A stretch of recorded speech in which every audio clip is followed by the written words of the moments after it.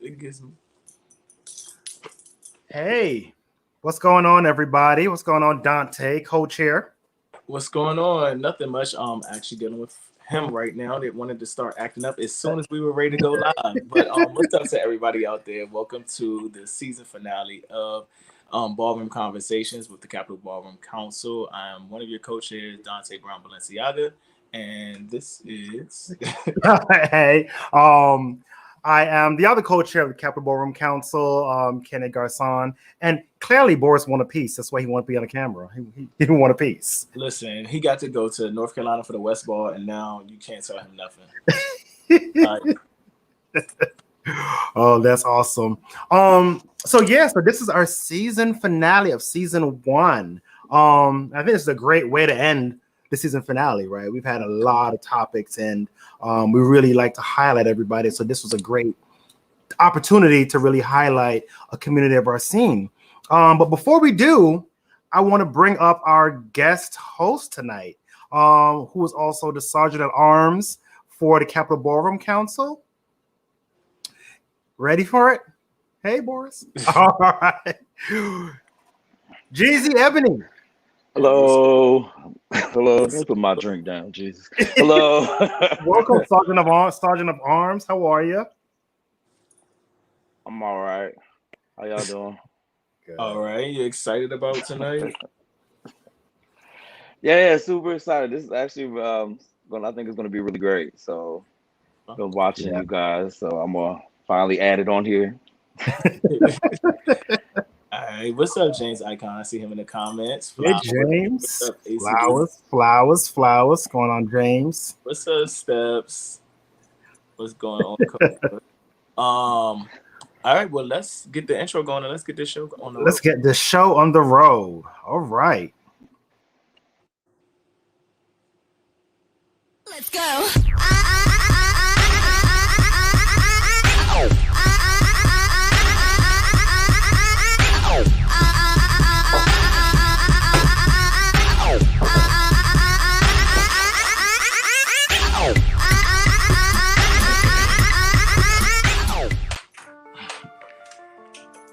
Have you heard of status neutral? What does it mean to be status neutral? Well, it describes a world where HIV is no longer transmitted and its damaging stigma has been removed. Preventative actions like regular HIV and STD testing, condom distribution, PrEP, PEP, needle exchange programs, and others are moving us toward a status neutral world. Learn more about PrEP, PEP, and U=U at sexualbeing.org. Shout out to DC Health for that new commercial, one of our sponsors. Yes, definitely shout outs to them. Yeah, shout out to all of our sponsors. We'll talk about them all later. Special shout out to House Lives Matter, one of our sponsors for this evening. We are streaming live on their platform. Thank you all for your support. So yeah, you guys ready? I'm gonna bring up our panelists. Let's get it. All right. So first up, we're gonna bring up Siren. How you doing? Howdy. What's up, Siren West? How are you? What is the right direction? Going on? You just had a busy weekend. I mean, you had a busy weekend too. What, 2 weekends ago now? You got time to recuperate, relax, and all that stuff from that? Yes, indeed. Back to work. Every day hustle. So yeah, could dig it. All right. Next up, we're going to bring up to the screen. So Sean Coleman, Ebony. The icon. What's good? What's going on? What's up? All is well. How are you? All is well. How are you doing? Good. Doing real good. Yeah, can't complain. All right. Next up, it's Caden 007. What's going on, Caden?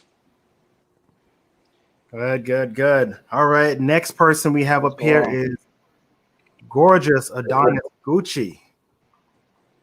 What's up, Adonis? Can you hear now? What'd you say? Can you hear now? Been shady already, honey. I just said, can you hear? Sheesh. It started already. Yes, all is good. I see and hear everyone. All these beautiful melanated men. All right. Awesome. And last but not least, we're going to bring up to the panel Mr. Alan Balenciaga. What's going on, Alan? What's going on, y'all? How are you? What's up, Alan? What's up? All right. Everybody, well, thank you all for joining us tonight. Got a shout out from Indigenous Australia. Oh wow. Oh, that's what's up. What's up? Yeah. This is about to be a good show. Hey, Arnold. What's going on? Thanks for watching. What's up, Arnold? All right. Are y'all excited? Are y'all ready for the questions? Of course. Yeah. All right. So I'll start off the first question. How long have you been in Ballroom, each of you?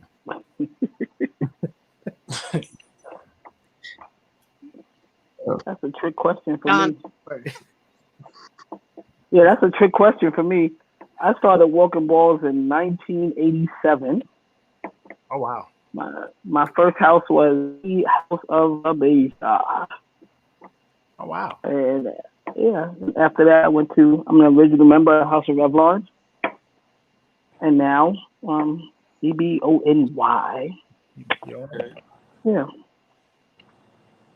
That's awesome. Anybody else? Okay, well, I guess I'll go. Okay, do you want to go? Siren, I think you're muted. I can't hear you. Wait, you can't hear me? Yeah, I can hear There you. we go. Okay. I can hear you. Kate is muted. Kaden was. Yeah, Okay, Kaden, you're muted. Yeah, you're muted, Kaden. Sarah, why don't you go ahead in the meantime? Yeah. All right. So let's see, 2015. So yeah, 5 years. My first house was the House of Blonick, and now I'm in the House of West, the right direction, the only direction. You already know the vibes. Awesome, and congratulations on a successful weekend as well. Thank you. I think it now. Yeah, you good. There you go, Kate. Now we can hear you. I've been around since like 2009, 2010, but I haven't been active in years. Okay. I guess I can go next. I've technically been in Ballroom 2010, walking women's face.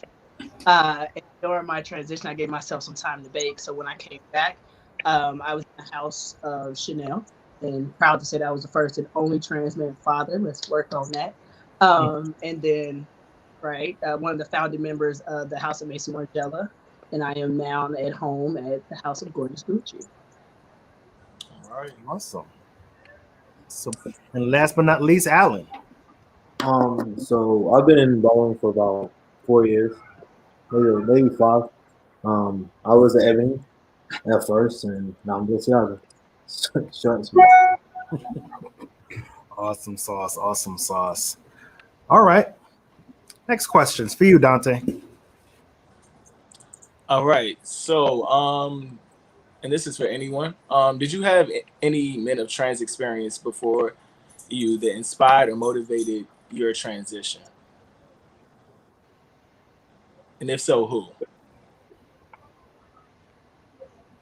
I'll actually kick this one off. So actually the person's on the call. So Mr. Sean Coleman was actually one of the first Black trans men of experience that I actually got to see within Ballroom. So within like society, I see just a ton of white trans men, as we pretty much all did on YouTube and things like that. But in real life, it was Sean, and I would say also Marquise. But those two definitely showed me like what a Black trans man represented, what they are, and how they move and groove within society.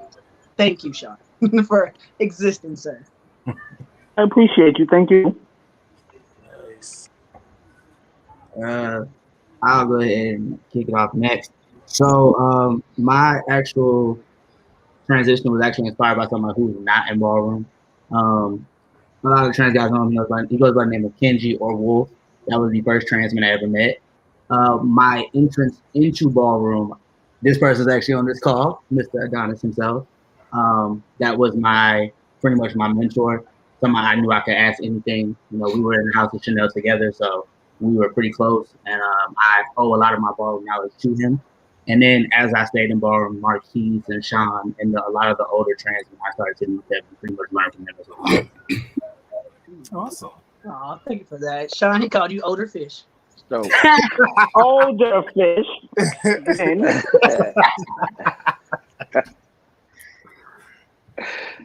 I can go. My transition, I didn't even honestly know about ballroom when I first started transitioning. Like Adonis said, all I had was like the white trans men on YouTube. But then the way I got into ballroom was actually Malik, I guess ex-Prodigy now. And then I met like Marquise and people like that. So for me, I didn't know about ballroom when I first transitioned. I met actually these guys. I went to this conference. It's called Gender Odyssey in Seattle. I'm in the military. That's my first duty station. So that was the first place I went to see trans people, and I met these 5 black guys, and they were all trans, and they were all 50 and older. So they kind of inspired me and took me under their wing when I first started my transition. But when I got into ballroom, then I met Sean, and matter of fact, Sean and what's his name? Karan. Those are the 2 people that brought me into ballroom. That's when Ebony and Alpha had like this connection, and so I was Ebony Alpha. I don't know which way I was. I was both at the same time. So, and that's how I got into ballroom, and then I took to Sean and Chill and Tredge. Those guys, they took me on the game, and so that's how I got involved. so mine is a bit different because mine wasn't centered around being trans, right? Mine was more centered around finding family and folks that I could connect with. When I started walking balls, it wasn't about trans men really. The category was actually male illusionist. Too many beers. It was male illusionist. So the folks that inspired me when I came out was Dutch Ebony, Kayshawn, Lil D. Those are the folks that, this was all pre-transition, right? But those were the folks that I looked up to when I first came into the scene and started walking. Oh, that's awesome. Okay. All right. So for our next question, you had something, Dante? You was gonna say? No, I just was gonna say for everybody viewing, thank you for viewing, and also please share this live to your page, to your house groups, to all the ballroom groups that you're in. You know, share the live. This is an informative but also fun panel we're having tonight. Yep. Shout out to Jamie and Quentin Q for sharing the live. I see them. I'm over here looking at my other device right now. And that's what I'm doing too. When you see me turn this way, it's because it's my computer's right here, and I'm like doing stuff like that. But go ahead, Jeezy. Do you feel trans men receive the respect they should within ballroom? Why or why not? Who wants to start off? I was gonna say, let's kick this off with Sean. I know I've been at a few House Lives Matter conferences with you, and you definitely haven't held back your tongue on how you feel about things. So let's just kick it off with you. Wait, who we starting with? You. Oh wow!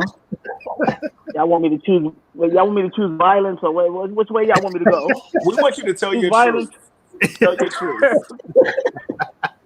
I think it all depends. Like, I think the category has progressed a lot.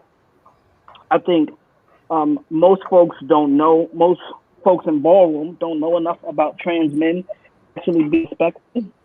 I think we all should do a better job in educating folks around what trans is outside of ballroom, and then translating it into ballroom, right? I think being trans in ballroom is a little different than just my everyday life, right? Ballroom for me has always been kind of like this performance, right? When you see me, it's this, I'm real all the time. I'm always on. So you'll get a different personality, or I'll show up different in ballroom than I will in other spaces. I think sometimes that's not understood completely. I think sometimes, most times, all the times, often, trans men are looked upon as if they're like this new plaything, right? Or I want one. I can't remember how many times I've seen folks put that on their page. Or, oh, he's cute. I want one. And it's like, want one? Like you got a puppy or something that you're gonna play with for a little while and then let go on about their business. I think those discussions need to change. I think, especially when it comes to trans women, they want us to acknowledge the path that they took to womanhood, but will discount who we are and how we feel at the drop of a dime. I think we all need to like really, really have each other's back when that happens, because most of us on this call and most of us, especially with spaces like House Lives Matter, you understand what it means to be trans, whether it's masculine or feminine. So we need to be correcting the behaviors. I think trans guys need to come out a little more. Not me, because y'all just said I'm older cunt, so I can't really come out like that. But y'all need to come out and like really show out and let them see what it's about now. Like it's a different era from when I was with me. It was more about safety, my realness, right? I wanted to make sure that when they saw me, they perceived me as this heterosexual cisgender male. So I ain't have to worry about nobody fucking with me. Y'all don't really have to worry about that right now, right? No shade. Y'all don't really have to worry about it. Y'all can really show up as your authentic self. And I really think that y'all should come out, show your creativity, and like challenge some of the misconceptions about what it means to be trans masculine. You really actually touched on a lot of topics that's going to come up. That's going to talk about. Yeah, yeah. Talk about as well. Yeah. But if anybody else wants did. to weigh It's the ginger ale. It's the ginger ale got me there. if anybody else wants to weigh in on this specific question, feel free to. I wanted to weigh in because actually I just had a conversation with 3 trans men this morning alone regarding ballroom and the entry of it, or those that's been in ballroom and just trying to find a place in space, and how they feel about the judging or the unfair judging, not just for the girlfriend panels, just in general how they're being judged. So this is how I'm taking it as someone that's been in ballroom for a while and as a father and as a leader. I'm kind of just taking it as a promoter, throwing balls, making sure that when there are balls that have the categories, read the fucking ball, like actually read the categories, because a lot of them misgender us. A lot of them have coming out and like kind of like drags realness. So a lot of times it's okay to reach out to the promoter and give that in the moment feedback. Hey, let's work together. Let's fix this category. If they don't want to, that's a whole nother conversation. You know what I'm saying? But I think that at this point now, we just need to start throwing balls, getting more trans men, like Sean said, out there actually walking, so they can stop using the excuse, we don't give y'all cash, we don't because y'all don't show up. And it's more or less like us trying to find, like Sean said, it's not about safety any longer. It's about finding that place that was already etched out for us, already marginalized community, and actually feeling a part of that. So a lot of times it's not like we have to bust down the door like a lot of trans women give their story when it comes to ballroom, or like setting the path, right? So being first is always the hardest. So now that we're a little bit more visible and we're a little bit more outspoken, I think now in ballroom is a perfect time, specifically this year with so many balls coming up every week. I think that we definitely need to walk. And like I love open to all categories. Everyone knows I will walk against a butch queen in a minute. I love taking my clothes off, and if they don't have a category for trans men, guess what? I'm a walk it. And if you can't clock it, then give me my grand prize. So I think that that's just one of those things that we all, everyone on this call, we definitely have that confidence and we exude that. So why not show ballroom what it actually is? And a lot of times who I am outside of ballroom versus within ballroom are 2 different humans. And people that know us personally, they got to stop judging us that way, because our job is to give you a person, a persona when we're walking on that panel. Judge that, whether I fucked you or not. Judge that and give me my coin. So that's... I'm gonna piggyback off of that, please. Thank you. Yeah. I was waiting and I was like double dutching, and then he said it right at the end, because the reason why I stepped away from ballroom completely is because I was being judged off of what I do or who I am outside of ballroom, and rather than meet whether or not I'm real, right? So I found myself, especially in the beginning, you know, when I was just like a little baby prodigy, I found myself getting chopped from the back of the runway, not because I wasn't real, but because I was gay and openly gay. And at this point, being a gay trans man was like taboo. Like that was not a thing. You couldn't do that. And it was always, oh, you out here getting slayed and blah, blah, blah. And I'm like, yeah, but also I'm real. So why does that matter? You know what I'm saying? But it seems like for trans men, when we walk, we have to our background they do background checks and shit. They on Facebook checking our who we fucking or our girlfriend fucked or whatever the case may be. And suddenly, even if they didn't know we was trans to begin with, now we're not real all of a sudden. And that it feels like a waste of time. Not to mention, it's always bring it in a blue collar outfit, bring it in a suit, bring it as an army. Like it's always the same thing. There's literally no creativity. I'm not saying ever, but like for the most part, there's no creativity in the category. It'd be boring. Like, I mean, how many different ways can I bring it as a plumber? Like, that kind of it definitely gets like old, especially when you have all those other things layered on top of it. So no, it doesn't feel like there's very much respect. It's like they just throw us in there. Like, okay, we gonna throw them in there so that we can do the whole, like Sean said, oh, I want to have him and look at that and I need that, I need a piece of that. They want to do that part, but there's a lack of respect that goes along with that. Yeah. Can I just address that really, really quickly? Sure. I think in the very beginning, right? I'm taking that. The way I was taught to walk balls is that they're judging you from the moment you step foot in the door. In the realness category, the moment you step foot in the door, they're judging you. When it comes to trans men realness, all of us on this call is real. So then it breaks down to who's the alpha male out of all of that. So they start to pick things apart. They start to like peel back the onion, if you will, to try to figure out whatever they can use to say that you're not real. It's undeniable that all of us look like men, act like men, and live like men. But in a competition, it's going to be, okay, now who's the alpha male out of these 5 that are on this panel? And then the other thing, while I don't agree that it's fair that folks will judge you outside of ballroom for who you are and how you live, that was always what it was about, because it wasn't about being perceived as a gay male. It was being perceived as a cisgender heterosexual male. So if they can, again, if for whatever reason you don't fit that mold, even though you look real, like all the butch queens that walk butch queen realness look real, what makes them the alpha male? So I'm not defending how they judge, because I think it's wrong, but I just think that has always been baked into ballroom to judge that, right? Yeah.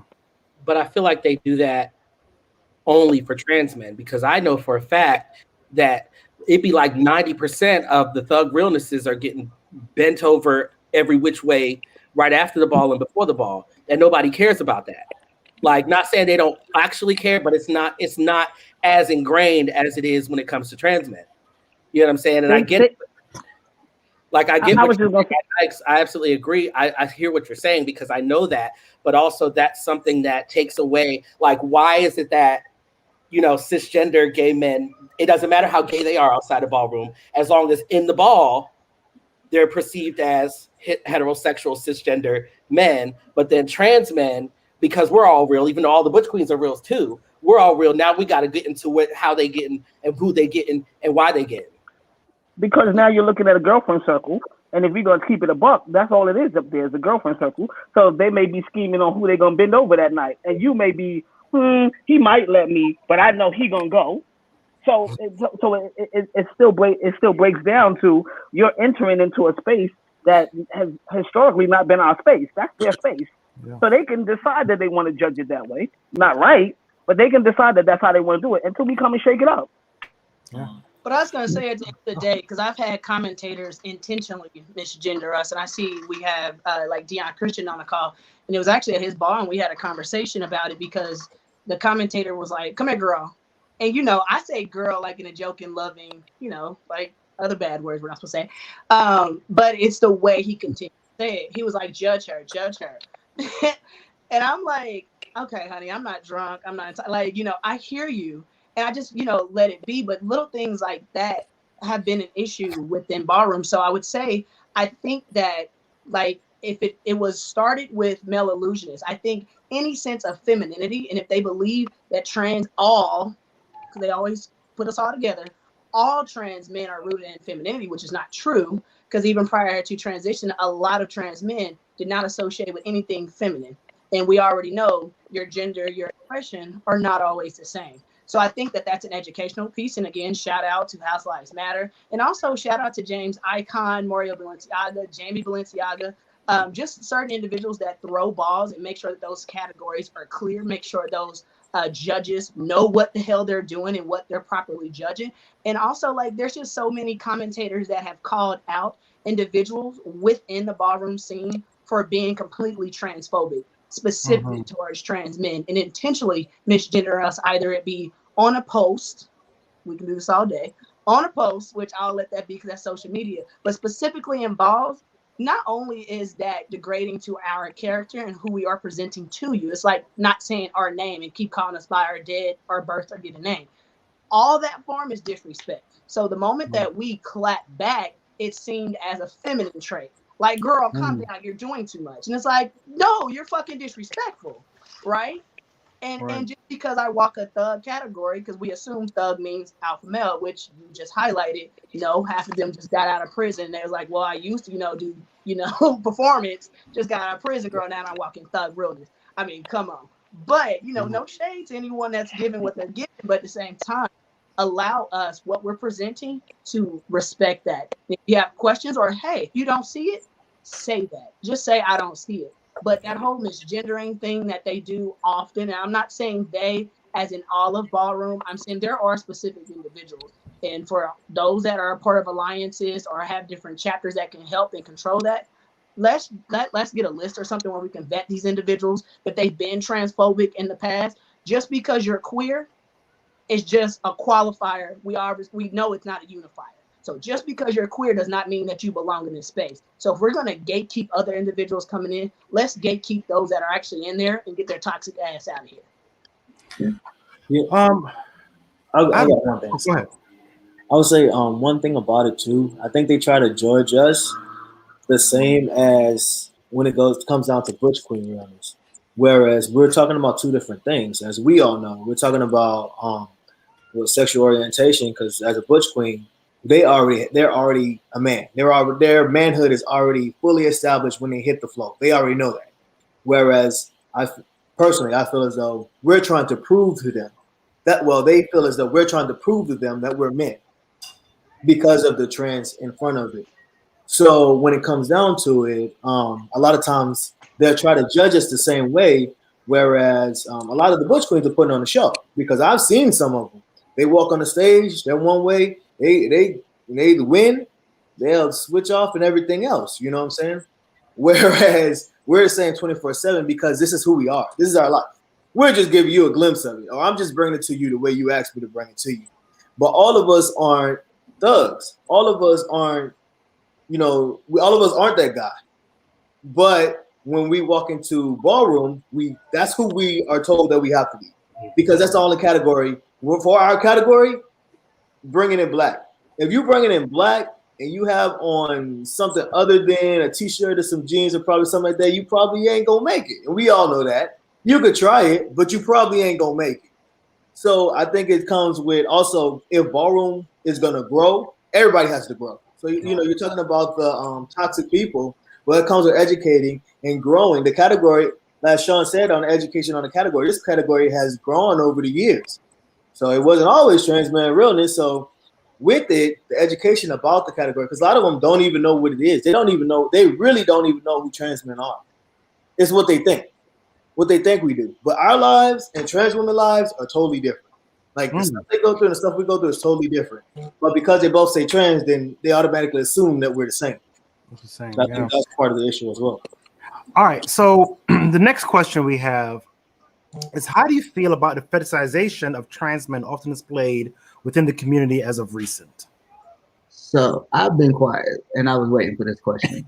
If you know me, when I see stuff on Facebook, what do? I blast and I have a conversation. Dante has seen many of them. We've had our own conversation. See, the thing is, I feel like whenever trans men speak up about fetishization, they're like, oh, we don't like to be a fetish. You see posts like, oh, I want one. Oh, I think I want to try one. And as Sean said earlier, I'm not something you can take off the shelf and put it back when you're done. That's not how that works. And I noticed that in Ballroom, it's very much like as more and more trans men come into the scene, it's like, ooh, something new. And I understand the curiosity, but at what point do you realize I'm still a human and respect is due to a dog? If you're sitting here telling me that, treating me like I'm a item, a piece of property, and then I tell you, hey, I don't like that. Usually the response is, oh, well, the girls fetishize the Bush Queens, but we're not talking about that. What we're talking about is I'm a human being telling you I do not like how I am being referred to, how I'm being talked to, and how I am being literally compared to the rest. But that seems like whenever trans men speak up, it's y'all are being sensitive, y'all are being emotional, you're acting like a girl, maybe the hormones are too strong, all the things that you should not say to somebody, but these are the things that are said. But how often when trans women are attacked, you don't get that. You get a rally of support. But when trans men speak up, it's a little bit different. And that bothers me. It really does bother me because it's continuous. There's been many posts in the Ballroom Clips and Dips group where we've said something. And what we do get? Laughing reactions, laughing emojis. You'll get a few people that will speak up and say what they have to say. And you get a bunch of other people that just keep going because they think it's funny. Treating trans men like we're baby makers.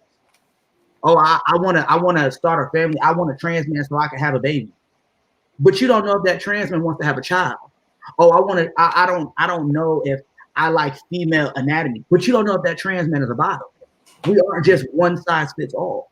We're all different. So that's like my biggest thing. And it's continuous. And no matter how much education I see is put out, there are still people who choose to be ignorant. And ignorance is what? The lack of knowledge. So that's where I'm at. That's how I feel about it. It's very prevalent in the community. Thank you. Thank you for sharing. I'm gonna say something. I think it's a double-edged sword, right? Because yes, there are people in the ballroom that do that to us, but yes, there are us that feed into that and egg that on and encourage that behavior and don't correct those people when they do that.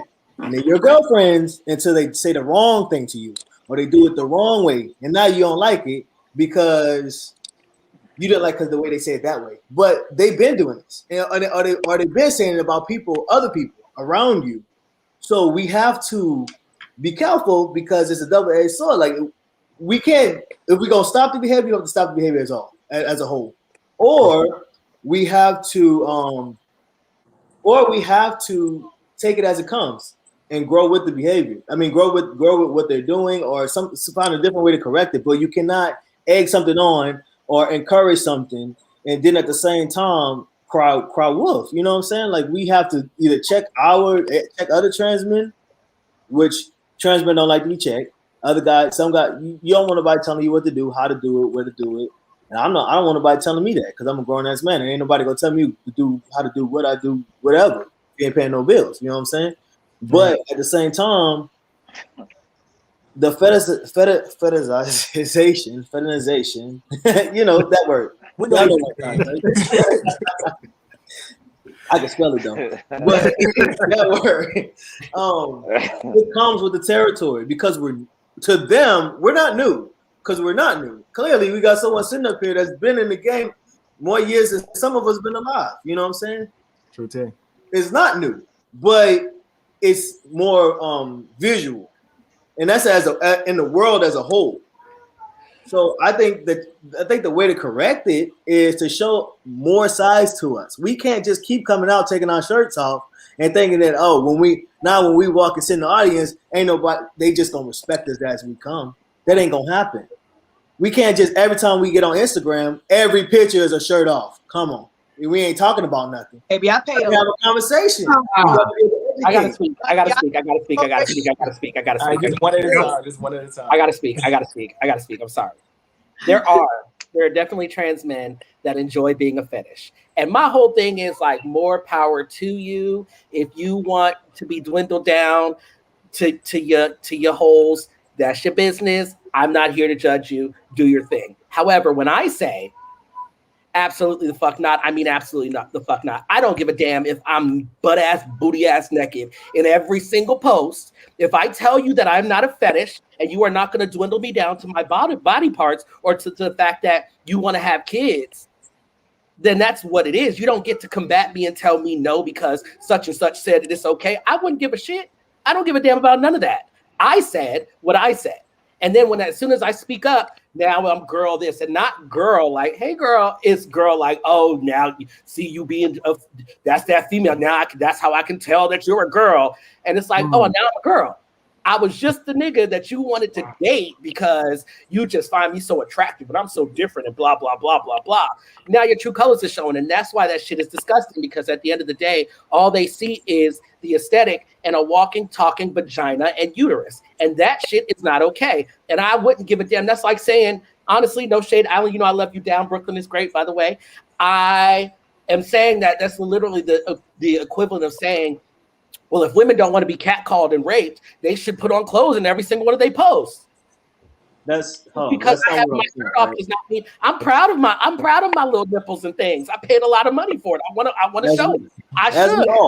We all pay a lot of money for it. That does not mean that you get to treat me with a lack of respect, especially when I speak up and say I'm demanding this respect, and because you feel like I'm a lesser than man, and it's all built in misogyny. We're gonna really call it what it is. It's misogyny, and they really all see us as girls still. They don't see us as men. They see us as women trying to be men. So they feel like they have that superiority over us, right? So then they feel like when we go ahead and speak up, they're gonna overtalk us. They're gonna say, "Oh no, you just doing this and you just being feminine and da da da da da da." And I'm sorry, that's never okay. I wouldn't give a damn what I'm presenting to you. I don't care if you saw me on Jack, Grindr, BGC, goddamn Adam for Adam, Craigslist. I don't care where you saw me at. Right. If I say that's not okay, it's not okay. Because the same way you want to get yours, I'm going to get mine, but I'm going to get mine respectfully, and I'm not just taking disrespect from any old body just because you think that you can have me and my body is not mine. Absolutely not. No. Right. I understand that. And that's not what I'm not saying that it's okay, right? What I'm saying is let's just think about how the world works and how things work, right? If you aren't demanding respect, right? And that respect is not just saying, hey, you gonna respect me. And we all know that. Hell, look at Ballroom, right? Ballroom is a prime example. You can't just say, oh, I'm coming in here, I won't respect. That's just what it is. That's not how it works. You have to have some type of follow through with it. Something has to be followed through. If every time, like every you can't say, oh, I don't want it to be about my body. It's not about my body. And if all anybody know is about you is your body, then like how can it has to be some type of balance. Yeah, we all paid top dollar. Well, a lot of us, because I know there's some people that didn't, but a lot of us paid top dollars for our checks. Even if you didn't pay for your chest, shit, it was a process. You know what I'm saying? And yeah, we all want shirt off. I take my shirt off. Y'all know it. I don't care. I will walk around with my shirt off. I don't give a fuck. Right? But at the same time, it has to be balanced. Somebody, like, you have to have a conversation. You gotta show something else besides your butt or your chest. The thing about it is, don't make it about my body. You say, hey, you know what? It's not gonna be about my body. It's not about sex. I'm not a fetish. You're not gonna fuck on me. It ain't gonna be all that. But as soon as you get around the Bush Queens, as soon as you get in the room, or what? Not you specifically, of course, you know. Or as soon as you get around anyone, it's like, oh well, your shirt off and this and the third is happening. You can't realistically. Now we could talk hypothetically. We could talk how it should be. Yeah, everybody should be respected. I don't care if you're a crackhead walking ass naked down the street. You should still be respected. That's not how it works, though. That's not how the world works. That's not how things work. And at the same time, yes, it is patriarchy and all these other things, but they felt that way about you when they had that conversation with you before. When they were saying, oh, hey, I want to get to know you, this and the third, they still felt the same way. But you still had that conversation with them. It was until you felt disrespected by them is when you called it out. So are we gonna say it's okay as long as you stay within these boundaries? Or you go call it out as a whole? That's all I'm saying. You know what I'm saying? So I know Adonis and yeah, go ahead. No, I was saying. I just want to touch on that, especially like you were saying, a double-edged sword. So it's double standard. Period. Point. Fucking blank. At the end of the day, individuals like myself and Kaden, who has been very open and out and public about our transition through every step, and we have two totally different stories. It's one of those things. It's like we need that visibility, but the more visibility we have, it's like the more backlash, harm, and threatened spaces that we seem to put ourselves in, right? So it sucks because I do what I do within Ballroom for visibility because I didn't see myself there. So I put myself there just in case anyone else needed to see that type of person there, right? So that's why I'm so passionate about Ballroom and why I've done what I've done within Ballroom. Now, within my life, I'm well aware. I've documented my top, my bottom surgery, all things within my life, and I'm very open and no filter regarding it, right? So I'm aware I'm probably going to be hit up with a lot of DMs that I have regarding all things with fetish. Every fetish you can possibly think of, whether it be about being trans or whatever, I've been hit up about. My wife can attest. We just kiki about it. But at the same time, when it specifically comes in Ballroom, we're forcing individuals that live within society, as Alan was saying, but just so happen to be visiting for a moment, a period of time in Ballroom to change their character and their colors. We can expect that, but we also, like everyone else is pretty much saying, we must demand that and set that standard, right? So if I'm gonna be a fuck boy on Instagram, I'm gonna leave that on Instagram. But when I hit the Ballroom, you kind of do have to have that persona and kind of stick to it, right? You can't be sitting on laps, no shade, but you can't be sitting on laps of the panelists and whispering their ear, kissing on the neck, and then when you walk, you'll probably win. But if you don't win, if you don't win, you're like, oh, I was shaded, and you got your house parents, shaking tables. Like, why, girl? When you presented all of this, it's the truth from the door, from start to finish, right? You do have to code switch. We do. And even though we have a lot of intersectionality when it comes to being trans in general, and then you're queer, and then you're black, and then you're masculine present or feminine, whatever. Like, there's so much with it. But with Ballroom specifically, when you hit that door, you need to be that persona. And until you leave, and that's a whole nother thing, right? Then you can hold people more accountable for what they're doing and saying against you. But it is true, you can't really demand the respect, but still be the same level of disrespect, right? So, Yeah. I'm just gonna say one more thing, and then I'm gonna shut my fat ass up. One thing about me is I've always been very openly gay and very openly sexual and very openly whatever the hell I am.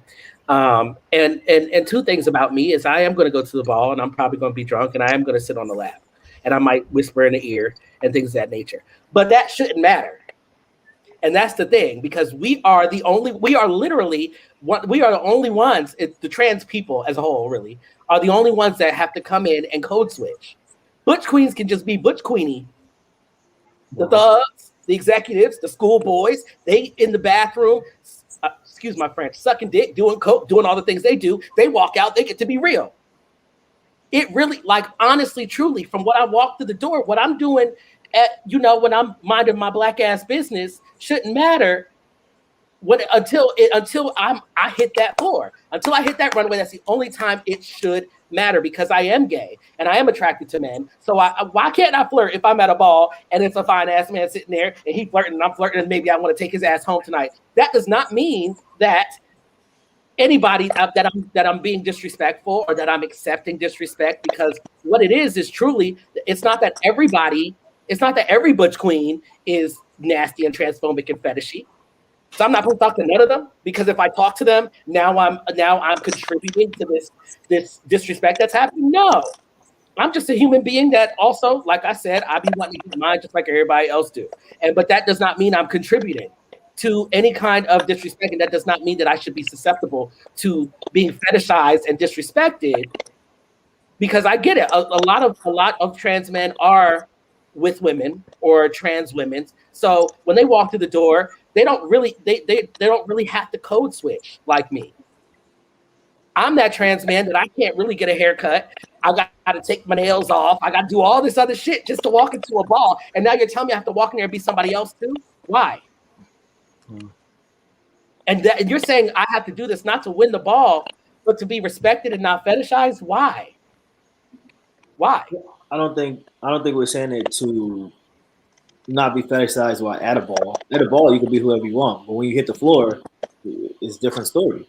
But that's what the category is calling for. But I think the thing about it, you're talking about, I think you said something when you said trans people as a whole. It's because Butch queens and everyone else, they're cisgender no matter what, and they still don't understand us. No matter if we're all LGBTQIA plus whatever else, they still don't get it. A lot of gay people don't understand what it is to be trans because they're not living our lives. Even trans people, even our counterparts, so they say like trans women, they still don't get us because they don't know what it means to be trans. So they're going off what they think it's supposed to be. So that's what it is. The Bush Queens or whoever's on the panel, a lot of them are going off what they think we should be, not who we are.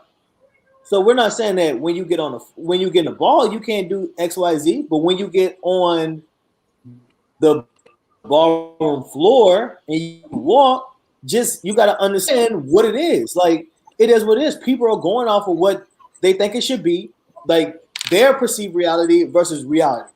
And if they don't add up, they're going to add and subtract to make it add up. And then you're walking against someone else that is what they think it should be. And it's crazy because if you go, like I've been on the West Coast, and then I've been on the East Coast, and it's two totally different things from the style of dress and everything else. It's the same thing. It's still code switching, no matter how you look at it. But yeah, go ahead, son. I was just gonna say, I think we also need to like look at expanding categories, right? For realness is one idea. You have this idea what realness should look like, but who's to say you can't come in and walk Bazaar or Runway or Vogue Femme or something like that? We also need to like really, really get creative with the categories that they're making up for trans men, so you get an opportunity to come as your authentic self. Love that. Yeah. So thank y'all for that. Thank y'all for being so transparent. And sharing with us as well. The next question, and some of y'all's responses kind of led right into this. Siren, I do want to start with you on this one because I know that there was a specific post. And hold on, I need a question. It's coming back. Do you feel there's a disconnect between trans men and trans women at times within the community? I do, and honestly, when I answer this question, I'm speaking actually like really from my own experience, mainly because I started transitioning in like 2013. So where I lived, I was stationed at Fort Drum, upstate New York. That city only existed because of the base. So within a 300-mile radius, I was the only trans man that I knew, to my knowledge. I didn't have my first encounter with a trans woman until I met a butch that was in the House of Blonde. That was my first time even talking to a trans woman. The second trans woman I met was Mila Balenciaga. Mila is the one who educated me and allowed me to understand the existence of trans women, because up to me, I was just like, okay, I'm a trans man. Why I thought a counterpart for me didn't exist, I don't know. That's literally ignorance on my end. But I had to literally go through the motions of understanding what trans women go through, their transition, how it works, the process, how long it is, what they do, what they don't do, what they like, what they don't like. But what I'm noticing is that there isn't the same effort when it comes to trans men. The willingness for trans men to appear in those spaces and defend trans women isn't reciprocated. And I don't know if it's because of a lack of knowledge, a lack of wanting to know, but it happens. Now, I will say in the last year and a half, I have seen like a lot of trans women, like when trans men get spanked, I've seen a lot of trans women step up and say, this is wrong. We shouldn't be doing this. Don't treat them like they're fetishes. I've seen that. But again, it still ties back to what Kaden said and what Adonis said about this whole misogynistic, the mindset and the patriarchy. And I'm not trying to offend nobody when I say this, but this is what my thesis is.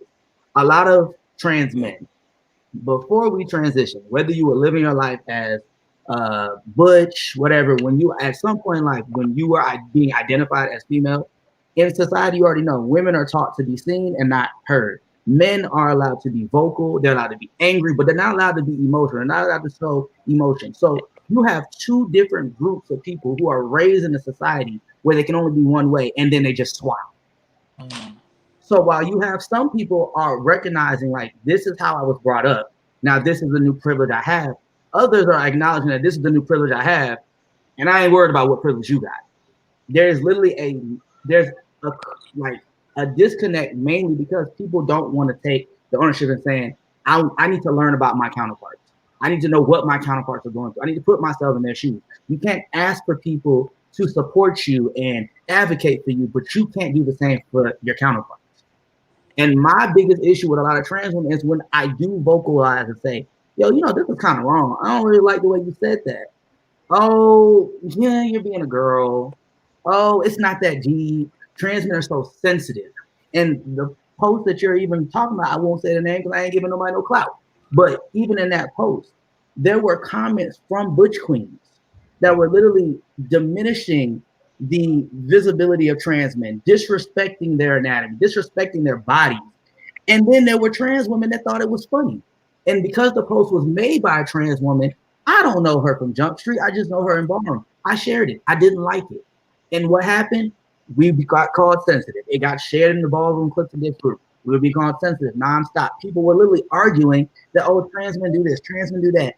And this ties back to what Alan was saying with the whole idea of how you present yourself and how people should treat you. No, that's not that. Because everybody deserves respect. Me taking off my shirt and on social media doesn't mean I should be disrespected. I could be a model. If I'm getting paid to take off my shirt, now what? I got to accept everybody else?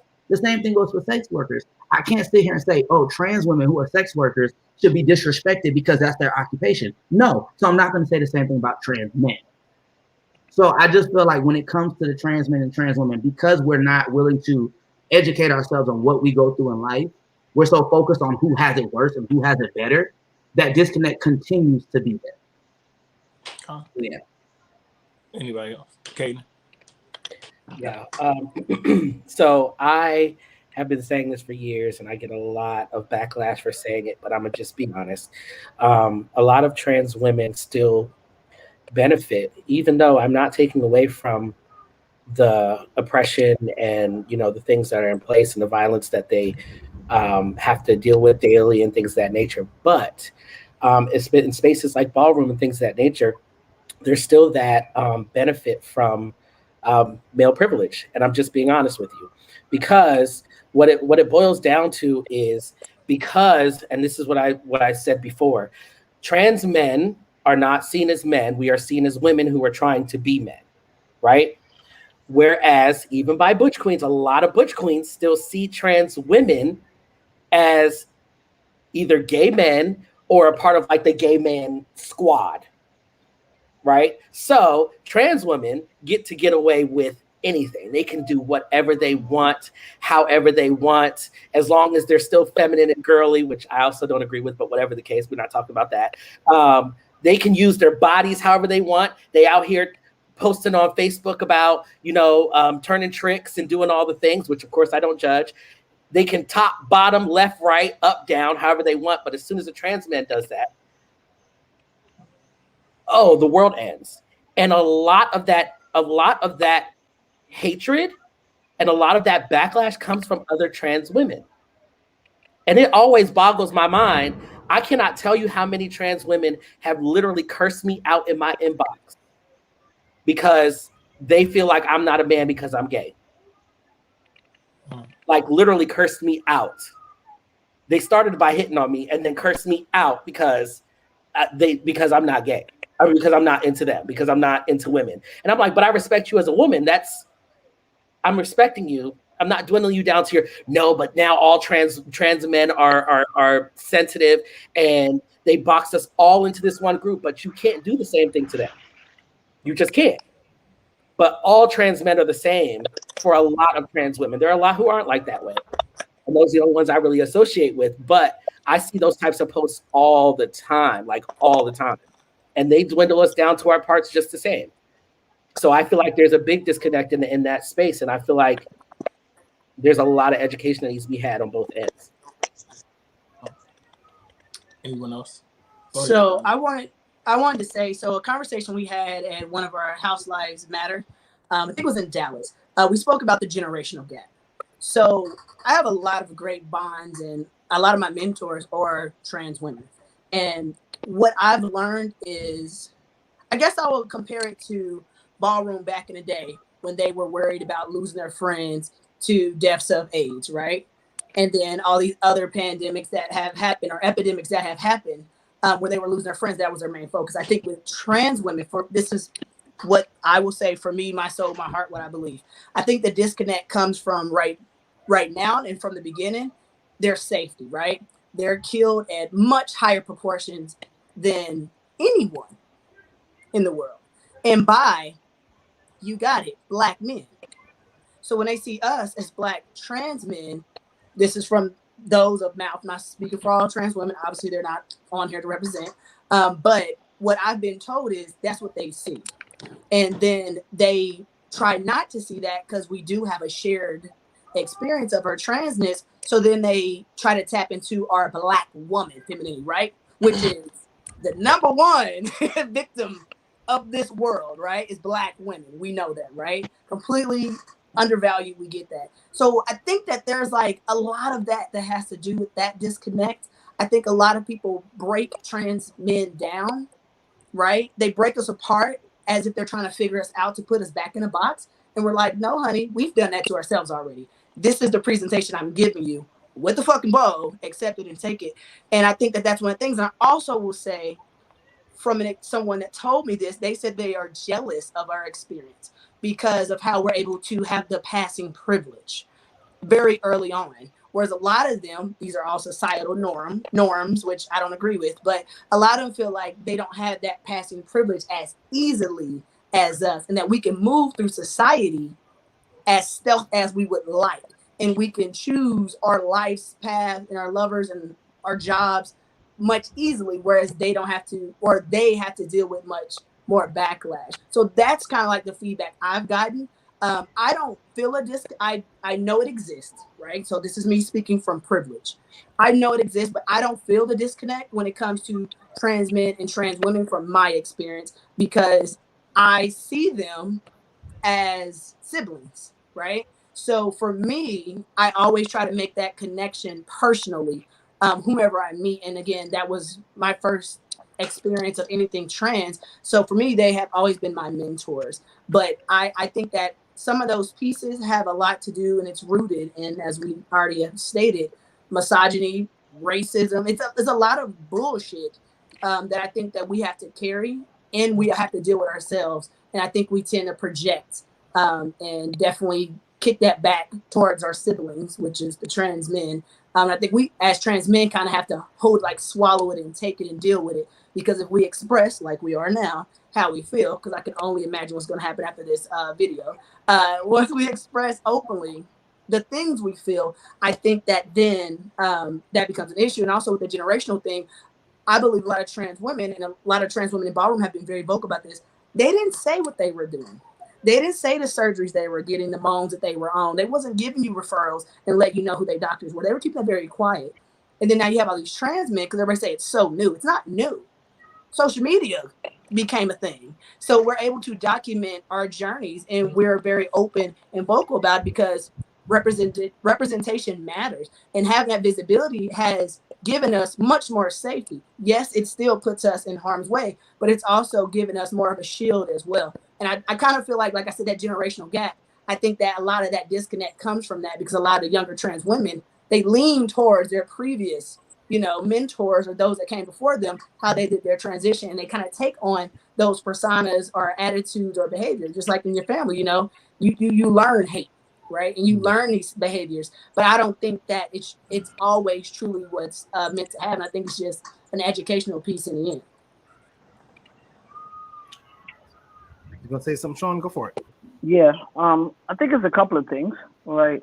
I think the main reason the disconnect happens is because we're talking at each other, not to each other, right? We're having discussions like in my opinion, social media is never going to be the place to pick a fight or to start or to challenge somebody on their beliefs, right? We can invite you into a room to have a discussion, maybe box, but we're never going to have an organic, authentic discussion on social media. So that's the first thing. And then I've heard y'all say a few times that we're not that new, but for the purposes of this discussion, right? When I was coming up, I didn't see any other Black trans men that I could model myself behind, or that folks were going to advocate for. But at that time, they were still advocating for trans women or femme queens or whatever they were calling them, to make sure that they had the services that they needed.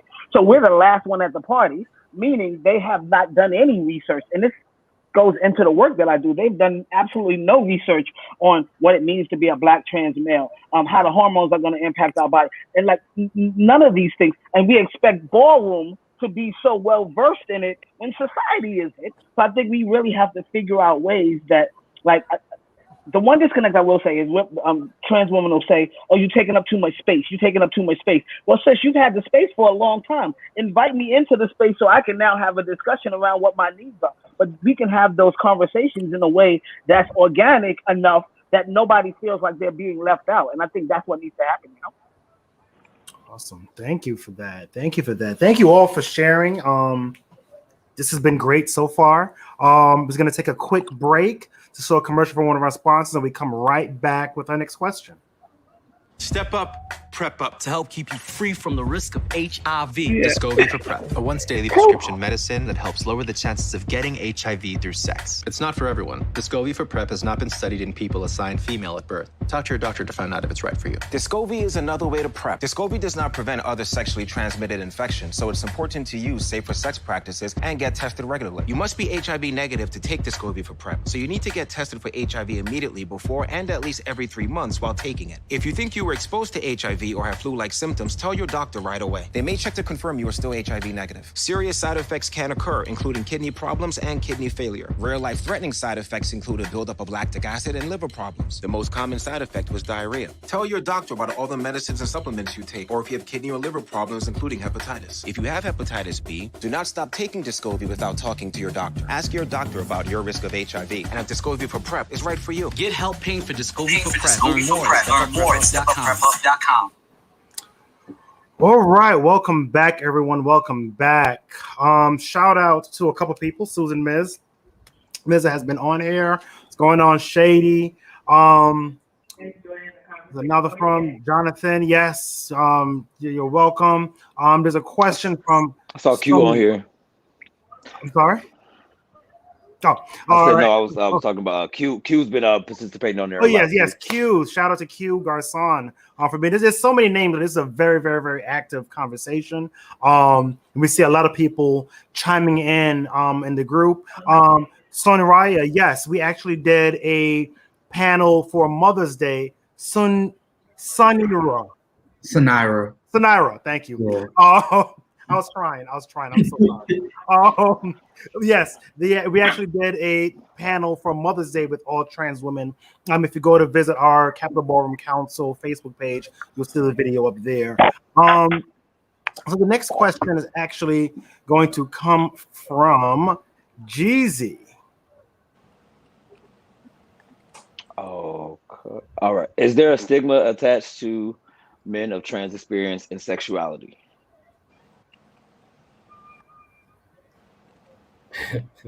Anybody want to say? I guess I'll talk. Of course. And it's the fact is that people think that trans men transition to be heterosexual. They do not take into that's literally just like a lack of understanding of the difference between gender and sexuality.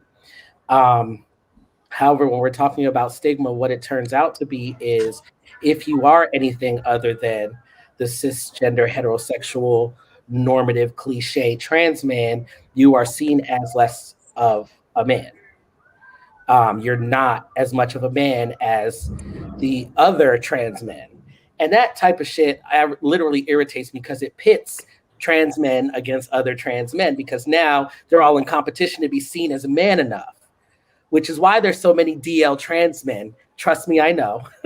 They out here doing the things that I'm doing loudly. They're doing it quietly because of the stigma attached. If anybody finds out, they will not be seen as a man anymore. So they got these girlfriends and these wives, and they're on Jacked and Grindr getting their everlasting lives. Trust me, I know. There's a reason why they do that. It's not necessarily that, if there weren't certain things in place that they would be ashamed, it's because there are things in place, not only by society, but especially in like ballroom and stuff like that. Like, I personally, I'm pretty sure everybody, all the trans men on this call know, I get talked about like a damn dog, like a dog. Like I am the nastiest, filthiest, dirtiest, little nastiest little trollop in the world. And I mean, granted, I am pro-ho, but Jesus Christ, I'm not that damn bad. But because I'm a trans man, I've literally been told that like I'm not supposed to do certain things. I'm nowhere near as bad as most of these butch queens are, and things of that nature. However, because I'm a trans man, and I don't know how many of y'all remember this, and I'm supposed to protect my cavity, as I was told by that lovely trans woman, I'm not supposed to do anything. I'm supposed to protect my cavity. So yes, there is a stigma when it comes to sexuality, especially when it comes to us being gay or openly gay and openly sexually gay. Cavity, like cavities, like you couldn't just say no. Cavity. It's just a cavity, like It's a cavity. You saw how Siren fell out because he was a part of that conversation. She said, "I'm supposed to protect my cavity." That was a thing for months because I just could not believe that was said to me, but also that it was said to me by a trans woman. I was like, "Are you okay?" So I'm supposed to protect. She literally said that. Because I always have conversations surrounding the differences, the ways that, you know, trans women are seen and trans men are seen, and how butch queens and trans women get away with murder and we're not allowed to do anything. And so I always have dialogue around those conversations. And she came on my post and literally said, yes, trans men are supposed to be, I guess we're supposed to be more selective with who we fuck and how we fuck because we're supposed to be protecting our cavity. The cavity of life is what she was referring to for anybody who's confused. But okay, so I think two things. One, right? I think gay trans men experience the same stigma that gay black men experience in the heterosexual world. No, like we don't. It's the same. No, we don't. I don't know. No. Okay, I don't know. Well, I'm just. No. I'm gonna say the reason why I'm gonna say yes. You see what I was going with that. I'm gonna say yes and no. So in the black community. Yeah. That, but more so like within the actual community, it's not really the same. And I kind of have learned exactly what that feels like. So starting my transition, I dated women. Somewhere down my transition, I kind of became more so. Well, I've always been attracted to men. However, once I transitioned, I was more comfortable actually embracing that. However, I pretty much said I wasn't dating any men. You know, we can do whatever we do, but that's it. I'm gonna be with a woman. It wasn't until I ended up dating a trans man that I started to kind of see just how trans men who date men, what they deal with. It's very much like you have to be, it's kind of like what black men deal with. Black men have to be almighty alpha male, masculine, strong, no emotion, whatever. Trans men are pretty much put in that same box. You can't be a feminine trans man. You can't be an androgynous trans man. You have to be hyper masculine. And that's the narrative. All the time. That's the narrative. So when you are a trans man who chooses to date men, be it trans or cis male, now you're put into this box of, well, who got the bigger balls? And the reality is, I ain't got none. So guess who naturally got the bigger balls? So there is a stigma, nonsense, and it does come into that. And it's just really about like the space that you're in, the mindset that you're in, whether you succumb to that pressure to be someone that you're not, or whether you're secure within yourself to be who you really are. And then there's also the hate that comes from other like people that you're not dating, constantly kind of disrespecting you because you are trans. So like, for example, just about everybody that I've dated has had somebody, especially if I've dated somebody in Ballroom, has had somebody hit them up on the side, like, you really gonna be with that trans man? You know you're gonna go back to real dick and balls. Like that is constantly a literally a dick measuring contest, because there's like this idea that my being a gay trans man is kind of like taking up their space. I really don't know what that whole thing is, but that comes too. So it's not, you know, like Alan was saying about like how what gay men experience from heterosexual people, it's coming at you from every avenue, like literally every avenue. People are literally like attacking you, your person, your being, your persona. You become just this gay trans man and nobody sees a person anymore. So I kind of wanted to kind of touch on like the whole sexuality with being trans and what testosterone does and how it can alter it. So like for me, prior to transitioning, I was actually openly engaged to be married to an openly gay man. So even living my life as a, I guess, lesbian or bisexual woman, I still dated gay men. It's just what it was. And they actually is this a thing for like DL gay men that date women? Like, is that a thing? Because TikTok says it is. But so that's kind of like how my life was. Like, gay men didn't really want to, like, admit that they were attracted to, a woman. And I was not a masculine woman. I kind of gave you that Aaliyah allure. You know what I'm saying? Like, the long hair, baggy pants, little tight shirt, right? So I kind of gave that, and like gay men, I just dated them. They were attracted to me. Was what it was. But when I transitioned, I started to have more of an attraction for cisgender heterosexual women. Right?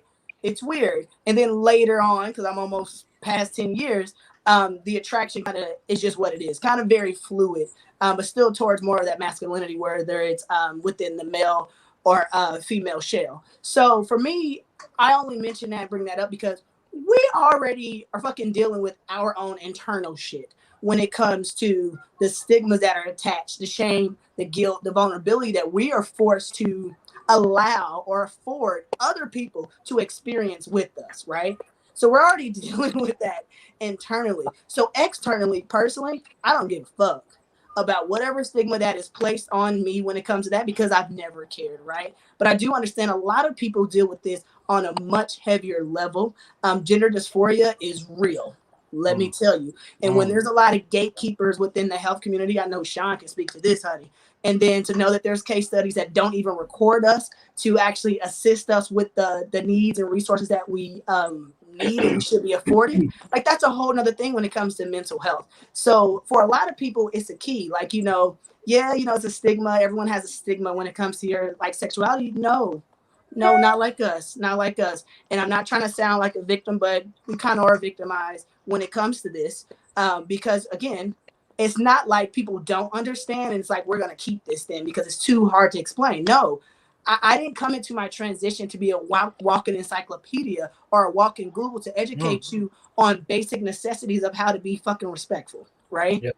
So if you already internally, because that's really what it is, you already internally have your issues and your own stigmas with your own sexuality, and then you're placing those on me. Like, damn, think about the weight of those. Because I would say, I don't know if anyone's openly experienced or have felt depression or any anxiety because of that. But for those that I've spoken to, they're no longer here because of those things. So I only put that heaviness out there to be mindful of the things that we do and say.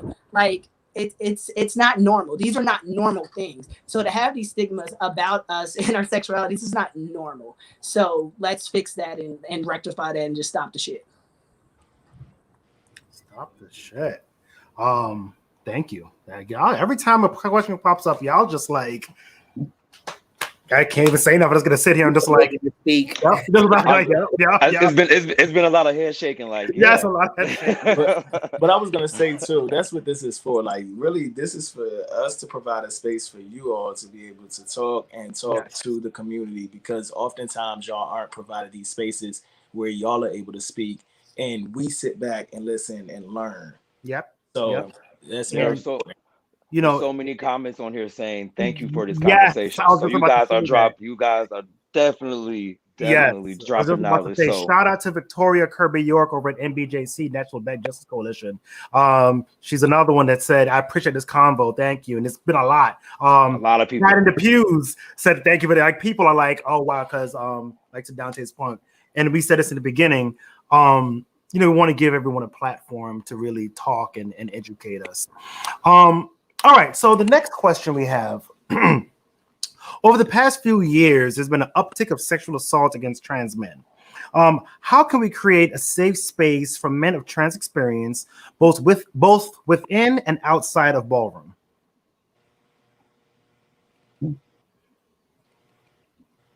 Go ahead, anybody. So I am triggered by this question. I'm just going to be very honest. It always burns my ass when people ask victims how they can stop the predators from victimizing them. drives me fucking nuts. Just go put it out there. But with this question, again, we go back to the very first question.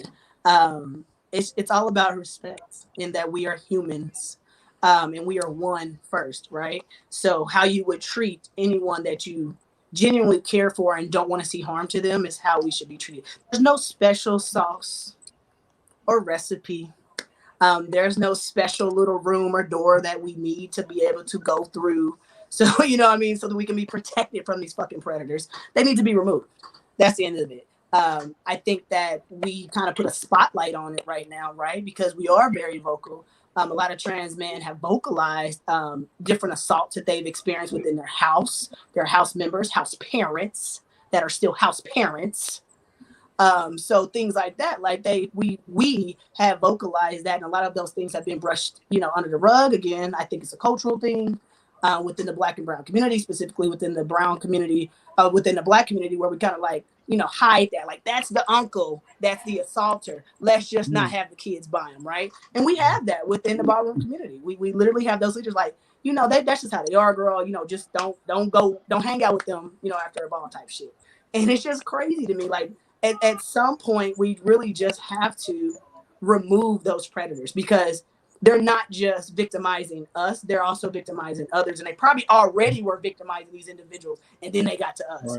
Right. I'm just saying. So for me, with that question, it's a huge trigger of mine to ask the victim how to stop being victimized. But since I'm sorry, go ahead, Katie. No, go ahead. But since we are asking the question, it comes down to accountability. Like Adonis just said, we all know somebody that has exhibited those types of behaviors, and we laugh and joke about it. So the next discussion, perhaps, that you guys have should be around what does accountability look like in ballroom, and how do we begin to hold those folks that have been participating in these types of behaviors for years, and whether it was against trans women or trans men, or those young butch queens that come in the scene looking for guidance. A predator is a predator, and they just gonna prey on those folks that they perceive as weak. So if we know that exists, it doesn't just stop with trans men. We need to eliminate it, period. And we all know it exists. So what are we gonna do about it? That's the question. Right. I was gonna say that yes, I agree with both. I definitely agree with both. But there's also the thing about just believing people and not just writing them off. I feel like a lot of people treat us trans men like they treat Black women. It's no shade. It's always, they might be just looking for clout, or what what he give, you know how he get down. And when we say stuff, I know personally, I've posted, and I'm just gonna put myself out there because I don't give a fuck. I posted a few times about a particular person who sexually assaulted me. And it wasn't like blatant rape. However, it is sexual assault when you take there's a lot of cisgender butch queens that are putting holes in condoms, taking condoms off mid-sex, et cetera, trying to get trans men pregnant. And that is also sexual assault. And I've posted about that mad times, and nobody's ever come to me. And also, even the people that do know about this person is because this person is known in the scene. It's given like, let's protect him. It's very Bill Cosby, R. Kelly about the situation. Oh, well, him, and his Vogue is cute, or his drag is cute, or whatever the case may be. And it's like, okay, well, that happened, but like, oh fucking well. Like, so it's accountability, but also believing people when they say that things have happened to them, because that's just not happening. Agreed. I think also too, it starts with those small conversations that y'all are having amongst each other, and you've heard them. A lot of people have heard the comments, those, what I would do to him and all those other type things. That's when you check them. You don't wait until we have a panel. You don't wait till you get on Facebook. You check a person in the moment and you address the behavior. You start letting people know that behavior is not okay with you, if that's truly what you want. If you truly want to start protecting people and start creating an environment, a safe environment for people, you have to start with those conversations when you're in those drunken moments, and when you're in those individual moments. And personally, I think that there should be some type of, in each house, there should be some type of person that's trained to deal with sexual assault. Because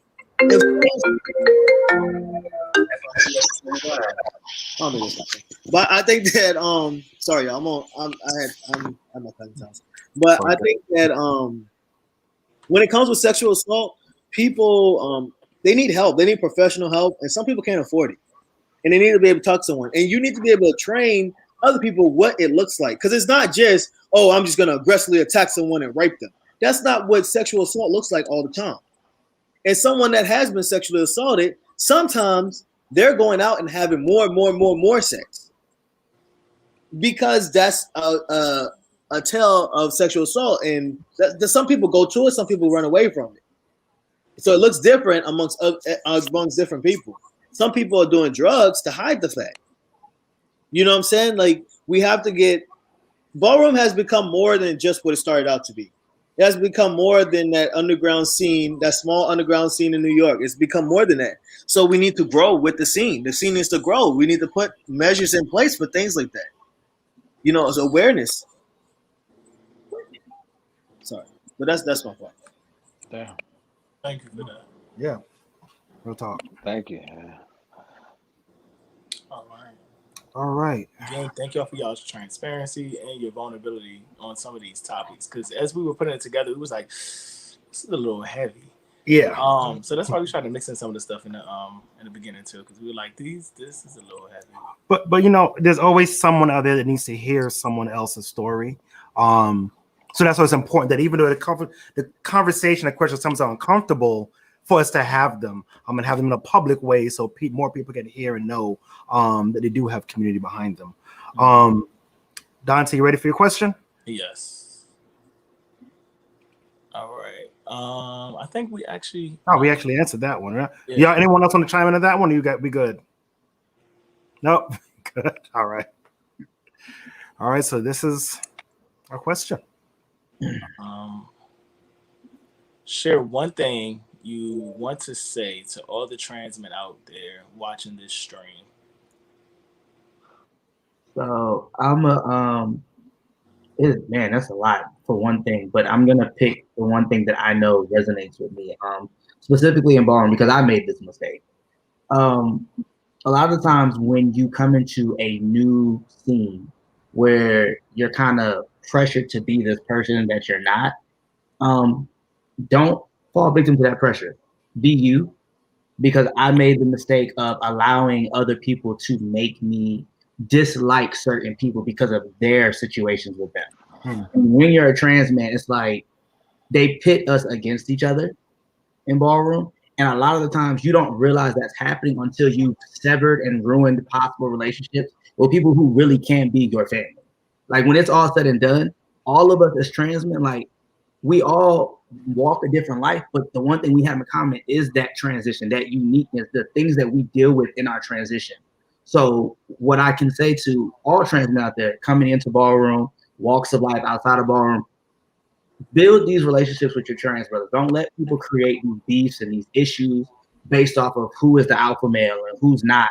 Just literally, like, get to know each other, because we all we got. Like, this panel is what it is because we can all come together. So imagine what it looks like when all of us everywhere come together. So, yeah.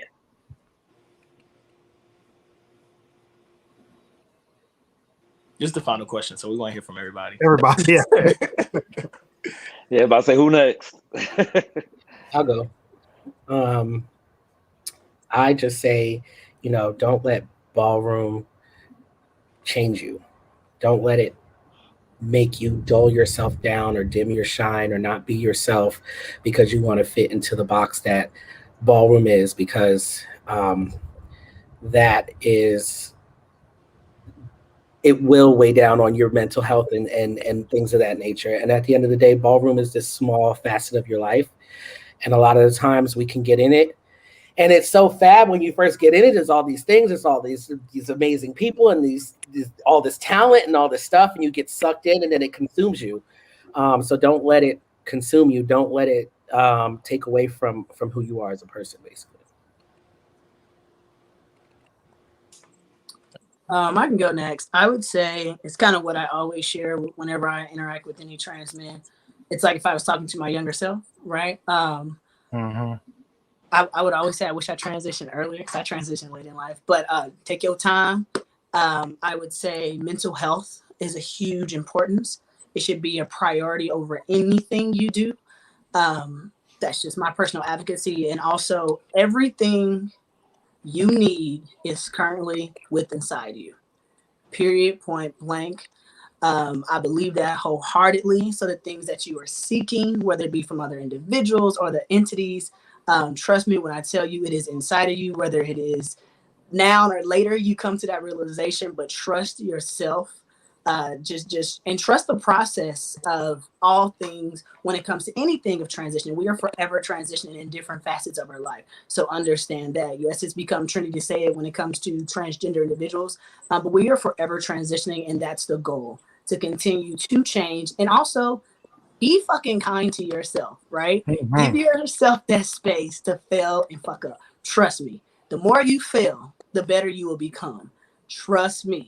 And you ain't gonna share it on social media because social media is the devil. But I would say sometimes some things that we do share, because I know Kaden's shaking his head. Some things we do share, I'd be like, damn, I shouldn't have posted that. But then, I get all these inboxes like, oh my God, I thought I was the only one, right? Yeah. It's just so many things. So, just kind of balance that. But mental health, seriously, because you want to be mentally stable and grounded when you go through this transition. And like I said, there's so many different aspects of it, whether you're choosing hormones or surgeries or none of it, being stealth, whatever your life path is, find that purpose and passion with that in you. Because trust me, you already got it. Love that. And don't transition for ballroom. Please do not transition for ballroom. Whatever you do not transition for ballroom. That's another panel. That's another panel. I'm just saying, just throwing it out there. I'll go ahead after. I like what you just So I would say learn who you are and validate and accept yourself. You sound low. You can't hear you. Can you hear me now? Yes. Okay. I would say accept yourself, validate yourself, learn who you are. No matter how good or how bad it is, learn who you are and accept yourself as a person, as a whole person. Because when you step in the ballroom, and if you go out there and you're looking for validation, it's going to change every time you hit the floor. You're going to lose yourself in ballroom.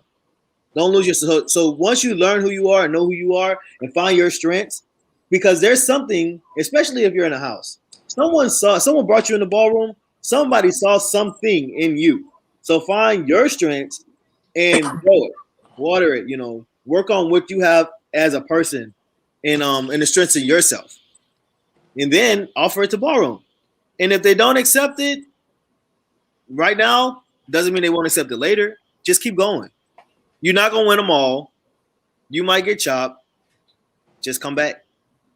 That's to a transman going to ballroom. But transman as a whole, that's, as Adonis say, trust the process because it's crazy. And it grows every time you grow. It gets better and better. All right. And now from the OG. I'd say that your transition is uniquely yours. Right? Don't compare yourself to anybody else. Take your time as you transition. If you're gonna go into ballroom, choose your family wisely. Right? Mm-hmm. Like we spend so much time with these folks, and you want to make sure that they're supportive and they have your back, and the whole house thinks the way that you think or sees you the way that you want to be seen. As far as medically transitioning, it's not for everybody. If you find out that it's not for you, never let somebody shame you because that's not what you choose to do. Speak out.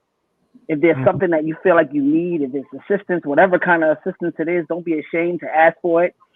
Find fellowship with folks that have things in common. We all are not we can all sit on the phone and say, well, we're all trans men and we all should get along, but we may not have things in common, and that's okay. Like, find your tribe, and once you find your tribe, it becomes so much easier. I have friends that I've been friends with for like 25 years, right? That's my tribe, and I don't try to step outside of that. And at the end of the day, you have to love up on yourself because ain't nobody else gonna do it. Amen. I want to thank all of you gentlemen for being here with us today. Thank you. for again being vulnerable, being able to be so transparent, sharing y'all's truths and y'all stories with us. We need to see more of these start happening, whether it's on our platform or other platforms. But within the community, ballroom or outside of ballroom, we need more of these discussions because really this is how This was we dope. understand each other. So thank you all again. Yes. Yeah, I mean, I don't even know what else to say. I didn't mean to just. I'm still like processing everything that you guys just like talked about and took everybody through, and thinking. I'm reading all the comments on the side, and there's so many people that was touched by the words that you all said this evening. You know, I don't know if you realize like how impactful this was to a lot of people. And shine a lot of lights on a lot of things. So yeah, thank you all for taking time out of the day to come and be transparent and share your story and interact and really show the world your heart and the way you feel. Because a lot of times people and you said it, it's just important. I'm just very, very, very pleased and very, very thankful that you all did this. So thank you. And I want to thank Kaden too, because Kaden gave me my word for work tomorrow. I'm gonna be a pro ho. I'm gonna do that shit proud. So when I show up tomorrow, I'm pro ho. I'm gonna get that shit on the t-shirt. But I appreciate you. Keep living in your truth, bro. I honestly just wanted to shout out, like, specifically. Oh, sorry. Go ahead. No, I wanted to thank all the viewers. I appreciate you guys. Oh, go ahead. I'm sorry. We gonna keep doing it. You gonna go?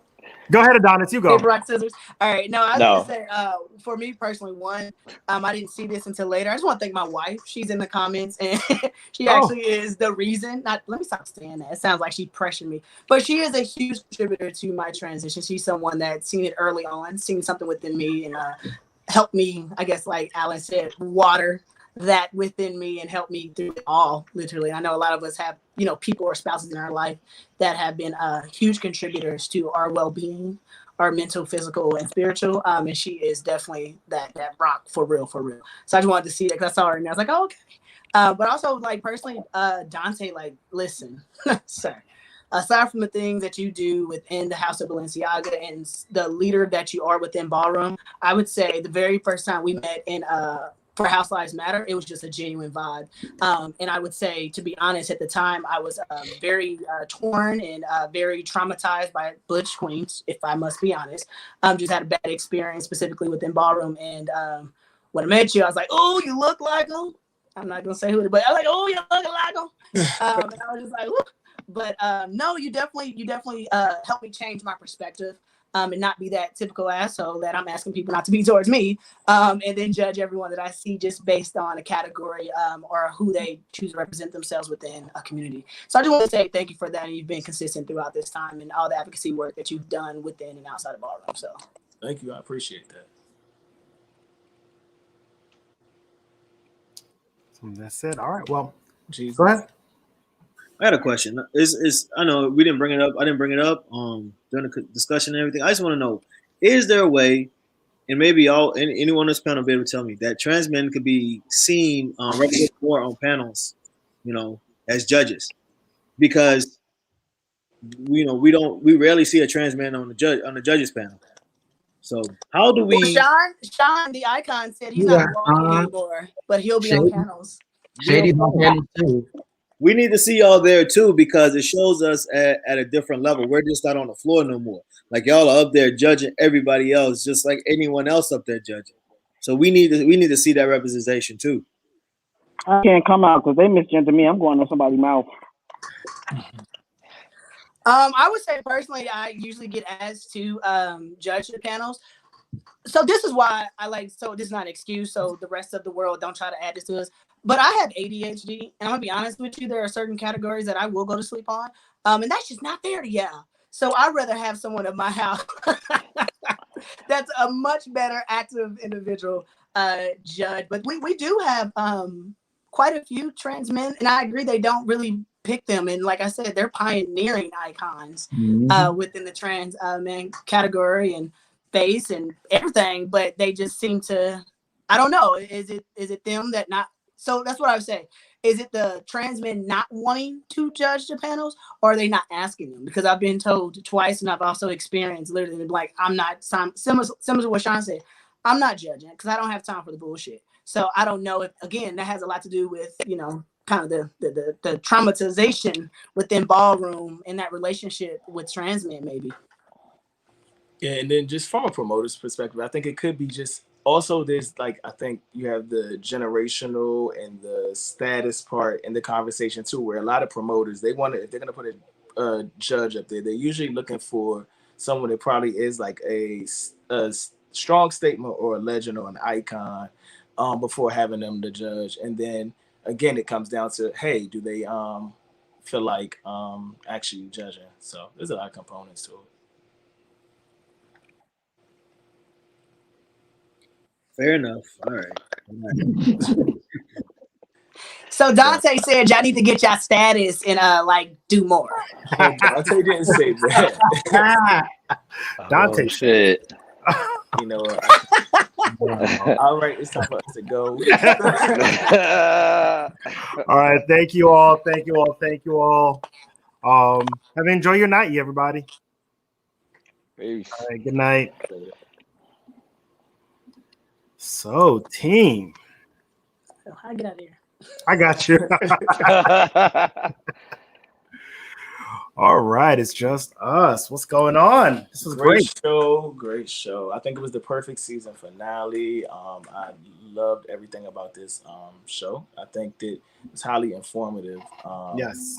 And hopefully people will start to do their own research and their own educate themselves from that so that, we don't have to always have people teaching and being the ones that's having to teach people about their trauma or their struggles or even just their life in general. So, right.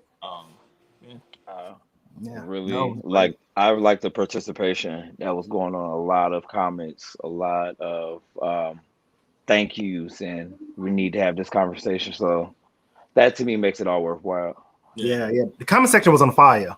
It was going so much. Shout out to y'all that's still in here too. Yes, thank you all. This is season finale. We will be back soon with a whole new season. Whole new show. You said what? I thought you was about to give a date. I was about to say, we'll be back. We'll be back. Just give us a minute. But we are working on a couple of new things to really just take this platform to a whole nother level. So thank you everyone that have been supporting us from day one, because we started this kind of like as a whim just to do something, and we realized that the community really wanted it, so we continue. So thank everybody. I want to thank everybody for supporting us. Shady has been supporting us from day one, so there's no problem. We understand you had to make that money. Make that money. I get it. I'm just really thankful for everybody. Thankful to our supporters, all the panelists we've had from day one, all the way from what Racine all the way down to like down here. We've had quite a group of people that have taken time out of their days to come and join us. So thank you all. Shout outs to House Size Matter again for actually being a sponsor of this episode. Yes. Thank you all so much. Yes. And I think we're done. We're going to, this is going to season finale. However, we're still going to be around. New website coming out soon. Hit us up on our Facebook page right now if you have any ideas. If you're interested in being in the show, hit us up. We're very active. We do respond. So thank you. Yeah. Be on the lookout for us. A few events coming up. Yes. I won't say the dates yet, but there will be some coming up. The number of events coming up, so be on the lookout. Capital Ballroom Council is here, and we're just happy. So thank you all. Yes. All right. Take care, everybody. Good night. Finish my drink. Let's go.